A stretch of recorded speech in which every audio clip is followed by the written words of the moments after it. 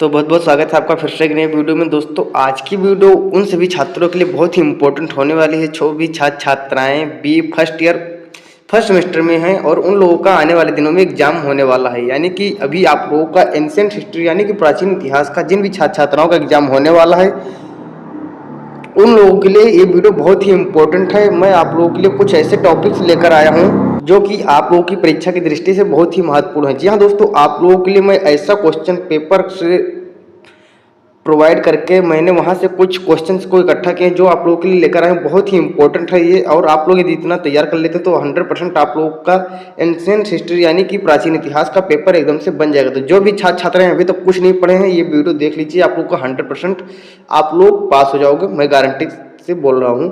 बस दोस्तों आप लोग कुछ नहीं करना है, जितने भी क्वेश्चन बता रहा हूँ आप लोगों को ध्यानपूर्वक देखना है, याद करना है या फिर लिख लेना है। तो चलिए बिना देरी के हम लोग वीडियो को स्टार्ट करते हैं। तो दोस्तों जैसा कि आप लोगों को पता ही होगा, ये BA first year first semester वालों का प्राचीन इतिहास का क्वेश्चन पेपर से रिलेटेड कुछ क्वेश्चंस हैं जो कि बहुत ही इम्पोर्टेंट हैं। तो यहाँ पर देखते हैं कि कौन कौन से क्वेश्चन बहुत ही ज़्यादा इम्पोर्टेंट हैं। तो सबसे पहला हमारा क्वेश्चन है वेदांग लिटरेचर यानी कि वेदांग साहित्य। तो वेदांग साहित्य क्या है? तो वेदांग हिंदू धर्म के वेदों के 6 अंग है। कौन कौन से? जैसे कि शिक्षा, कल्प, व्याकरण, ज्योतिष, छंद और निरुक्त। यानी कि वेदांग जो है वो वेद के 6 अंग हैं, इसीलिए उसको क्या कहा गया है? वेद का अंग। यदि वेदांग को आप लोग संधि विच्छेद करेंगे तो क्या होगा? वेद प्लस अंग यानी कि वेदांग। तो ये हो गया वेदांग। अब इन 6 अंगों को वेदों के अर्थ को समझने में सहायक शास्त्र माना जाता है। इन अंगों को अलग अलग ऋषियों ने लिखा है, जैसे कि पणिन, पाणिन, पिंगलढोर और यास्क। ये सभी अंग गद्य में लिखे गए हैं। इन अंगों को छंदो, ध्वनि, भाषा की संरचना, व्याकरण, भाषाई विश्लेषण और अन्य विषयों में अंतर्दृष्टि देने के लिए विकसित किया गया था। अब यदि आप लोगों से कोई पूछ लेता है कि वेदांग क्या है, तो आप लोगों को सिंपल सा समझाना है कि दोस्तों कि आप लोगों को कोई पूछता है कि वेदांग क्या है, तो वेदांग वेद के वह 6 अंग हैं। पहले बता देना कि वेद के वह अंग जिनसे हम वेद को आसानी से समझ सके, वेद के अर्थों को आसानी से समझ सके, उसे वेदांग कहते हैं। वेदांग 6 प्रकार के होते हैं। वेदांग में शिक्षा, कल्प, व्याकरण, ज्योतिष, छंद और निरुक्त इत्यादि आते हैं। अब जैसे कि इन अंगों को अलग अलग ऋषियों ने लिखा था, जैसे कि ये जो अंग है ना, शिक्षा, कल्प, व्याकरण, ज्योतिष, छंद, निरुक्त, तो इसको अलग अलग ऋषियों ने लिखा था। जैसे कौन कौन? पाणिन, पिंगलढोर और यास्क। तो ये सब लिखे थे। अब इसी के साथ साथ हमारा आगे का टॉपिक है कि इन अंगों ने उत्तर वैदिक अध्ययनों, कलाओं, संस्कृति और हिंदू दर्शन के विभिन्न विद्यालयों को प्रभावित किया। उदाहरण के लिए कल्प वेदांग अध्ययनों ने धर्म सूत्रों को जन्म दिया जो बाद में धर्म शास्त्रों में विस्तारित हुए। यानी कि जो कल्प वेदांग थे उसके अध्ययन से धर्म सूत्रों का जन्म हुआ।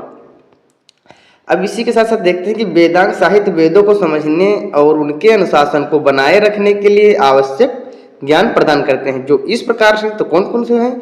जैसे कि शिक्षा, यह वेदों के सही उच्चारण और पाठ करने की विधि पर आधारित है। कल्प, यह वेदों के अनुसार यज्ञ, धार्मिक अनुष्ठानों की विधियों का वर्णन करता है। क्या चीज? वेदों के जो अनुसार हैं यज्ञ किस प्रकार से किया जाए और धार्मिक अनुष्ठान, उन सब की विधियां, नियम, कानून ये बताता है कि किस प्रकार से करना है आप लोगों को। इसी के साथ साथ व्याकरण, यह संस्कृत भाषा के नियमों और संरचना का ज्ञान प्रदान करता है। इसी के साथ निर्वचन यानी कि निरुक्त, यह वेदों में प्रयुक्त शब्दों और उनके अर्थों की व्याख्या करता है। यानी कि जो निर्वचन यानी निरुक्त है, चौथा नंबर, वो उनके शब्दों के अर्थों की व्याख्या करता है। और इसी के साथ साथ हमारा 5वां है कि छंद, यह वेदों में प्रयुक्त छंदों और उनके स्वरूप का ज्ञान देता है। जैसे कि आप लोगों ने पढ़ा ही होगा कि रस, छंद, अलंकार या व्याकरण में, तो ये होता है छंद। अब यहाँ पर ज्योतिष यानी ज्योतिष क्या है? तो यह वेदों के अनुसार ग्रह, नक्षत्र और अन्य खगोलीय घटनाओं का अध्ययन करता है। कौन? ज्योतिष। इसी के साथ साथ हम देखते हैं दूसरा क्या? रामायण। अब रामायण क्या है? तो रामायण का शाब्दिक अर्थ है राम की जीवन यात्रा। वाल्मीकि द्वारा रचित संस्कृत महाकाव्य जिसमें श्री राम की गाथा है, इससे आदि काव्य तथा इसके रचयिता महर्षि वाल्मीकि को आदि कवि भी कहा जाता है। आदि काव्य और आदि कवि इसलिए कहा जाता है क्योंकि ये आदि काल से पहले, बहुत पहले ये इसका मतलब रचना हुई थी, तो इसीलिए इसको आदिकाल मतलब आदिकाव्य कहा जाता है। संस्कृत साहित्य परंपरा में रामायण और महाभारत को इतिहास कहा गया है और दोनों सनातन संस्कृति के सबसे प्रसिद्ध और लोकप्रिय ग्रंथ हैं। जैसे कि आप लोगों को पता होगा, रामायण और महाभारत बहुत ही प्राचीन ग्रंथ हैं और सनातन धर्म के ग्रंथ हैं, ये आप लोग को पता होगा। प्रसिद्ध और लोकप्रिय रामायण के 7 अध्याय हैं जो कि कांड के नाम से जाने जाते हैं। इसमें कुल लगभग 24,000 श्लोक हैं, यानी कि 24,000 चौपाइयाँ हैं, ये माना जाता है।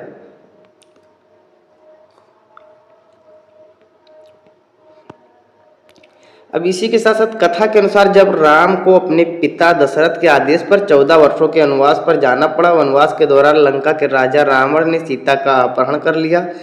राम अपने मित्र हनुमान और वानर सेना की मदद से लंका पर आक्रमण कर सीता को रावण से मुक्त कराते हैं। अंततः राम अयोध्या लौटकर राजा बनते हैं। तो ये तो आप लोगों को कहानी पता ही होगी किस प्रकार से रामायण में क्या हुआ था राजा राम के साथ, क्यों उनको मर्यादा पुरुषोत्तम राम माना जाता है। रामायण केवल एक कथा ही नहीं बल्कि यह धर्म, नैतिकता, कर्तव्य और आदर्शों का अद्वितीय उदाहरण भी प्रस्तुत करती है।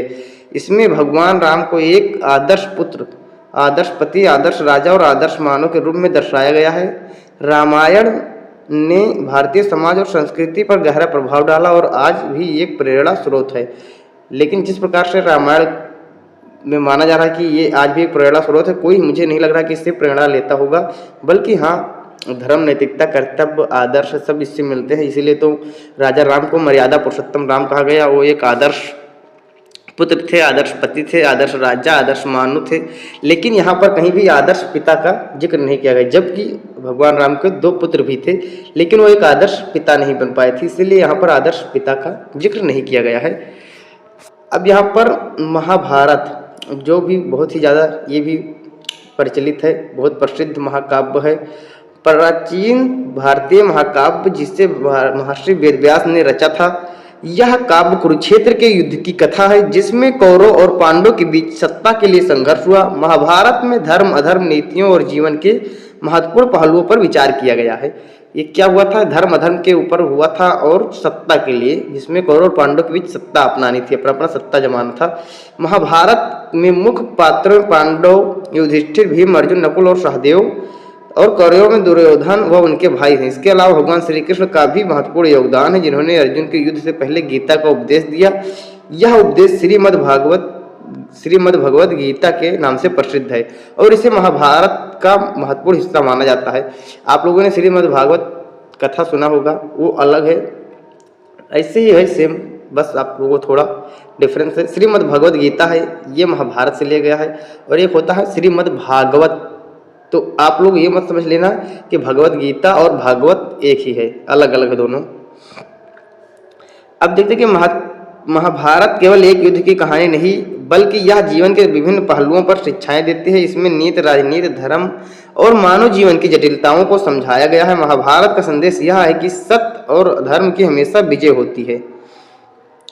अब इसी के साथ साथ देखते हैं हमारा कि कालीबंगा। कालीबंगा क्या है, यह एक स्थान है।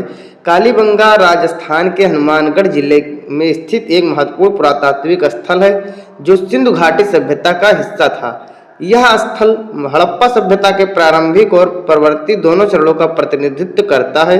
कालीबंगा की खुदाई 1953 में शुरू हुई थी। कब हुई थी? 1953 में शुरू हुई थी। यह बहुत ही महत्वपूर्ण पुरातात्विक स्थल है जो कि राजस्थान के हनुमानगढ़ जिले में स्थित है। यह सिंधु घाटी सभ्यता का एक हिस्सा भी था और इससे प्राप्त अवशेषों ने इस सभ्यता के जीवन, संस्कृति और अर्थव्यवस्था के बारे में महत्वपूर्ण जानकारी प्रदान की। यहाँ से मिट्टी के बर्तन, तांबे और औजार, मिट्टी की मुहरें और कृषि के प्रमाण मिले हैं। ये आप लोग को बहुत अच्छे तरीके से लिख देना है। और ये कभी कभी बहुत ज़्यादा पूछ लेता है डिस्क्रिप्शन में। सभा क्या है? सभा का अर्थ संगठित बैठक या समूह में चर्चा करने वाला स्थान है जहाँ लोग किसी विशेष उद्देश्य से एकत्रित होते हैं। भारत में यह शब्द अक्सर विधायी निकायों के संदर्भ में उपयोग किया जाता है, जैसे लोकसभा या राज्यसभा। तो सभा का महत्वपूर्ण परिभाषा क्या बनता है कि सभा एक संगठित बैठक या समूह में चर्चा करने वाला स्थान होता है जहां पर लोग किसी विशेष उद्देश्य से एकत्रित होते हैं। ये आप लोग बहुत अच्छे से लिख सकते हैं।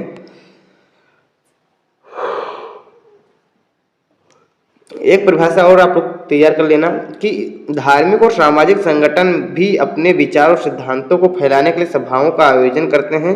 सभा का उद्देश्य न केवल निर्णय लेना होता है बल्कि विचारों का आदान प्रदान, शिक्षा और समाज में सामूहिक चेतना का निर्माण करना भी होता है। इसी के साथ साथ हमारा है विद। अब विद क्या है देखते हैं कि प्राचीन वैदिक सभाओं में एक है, जो प्राचीन वैदिक सभाओं में से विद एक है जिसका उल्लेख ऋग्वेद में मिलता है। विद का मुख्य उद्देश्य सामाजिक, धार्मिक और राजनीतिक मुद्दों पर चर्चा करना है, उन्हें सुलझाना था। यह सभा वैदिक समाज की एक महत्वपूर्ण संस्था थी जिसमें जनजातियों के प्रमुख वृद्ध और विद्वान लोग एकत्रित होते थे। अब इसी के साथ साथ इसमें क्या होता था, पुरुषों तक सीमित नहीं थी, इसमें महिलाएं भी भाग लेती थी और अपना राय व्यक्त करती थी। इसी के साथ साथ वैदिक काल में वित्त का मुख्य रूप से उपयोग सामाजिक एकता और संगठन के लिए किया जाता था। अब इसी के साथ साथ हमारा है नेक्स्ट मेसोपोटामिया। आखिर ये मेसोपोटामिया क्या है?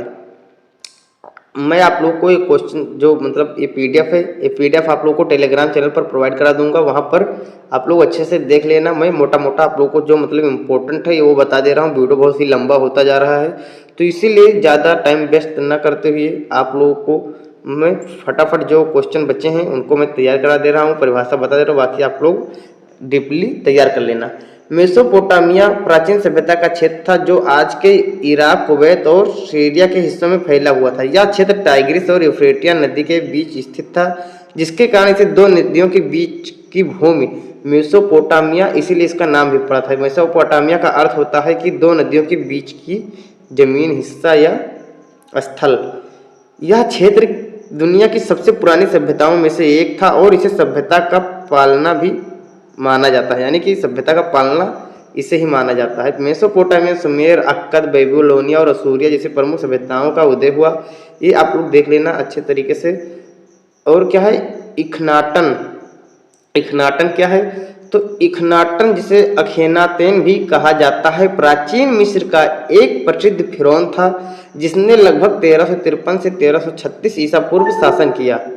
वह 18वें राजवंश का शासक था और उसे मिस्र के धर्म में किए गए महत्वपूर्ण सुधारों के लिए जाना जाता है, यानी कि जो मिस्र के धर्म में परिवर्तन किए गए यानी सुधार किए गए उनके लिए जाना जाता है।